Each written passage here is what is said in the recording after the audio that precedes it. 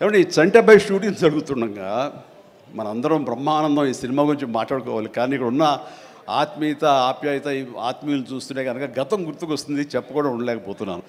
And Chantabbai shooting జరుగుతుండగా నేను ఇందాక చెప్పాడు కదా, ఇట్లాంటి హీరో అని కాను నేను అంటూ చార్లీ చాప్లిన్ గెటప్ వేసుకుని ఒక దిమ్మ మీద ఉంటుంది. అక్కడ అసలు టెన్షన్గా ఉంది, ఎందుకంటే అది చిన్న కోన్ షేప్లో ఉంటుంది. అక్కడ నిలబడి డ్యాన్స్ చేస్తున్నాను, జంజాల గారు చూస్తున్నారు. ఎవడో ఒకడు ఇక్కడ ఉండి ఎర్రిమోహం వేసుకుని విజిల్ వేసేసి అన్నాడు. చాలా డిస్టర్బెన్స్ కనిపిస్తుంది ఎదురుగా ఉండి. ఎవరది పంపించండి అన్నాడు. వెళ్ళి బ్రహ్మానందం జంజాల గారు వెనక్కి వచ్చావయ్యా అని వెళ్ళాడు. సరే ఏమనుకున్నా, అయిపోయింది, షార్ట్ అయిపోయింది. సరే ఎవరో కాదండి, అత్తిలో లెక్చర్గా పనిచేస్తున్నాడు, పేరు బ్రహ్మానందం అని.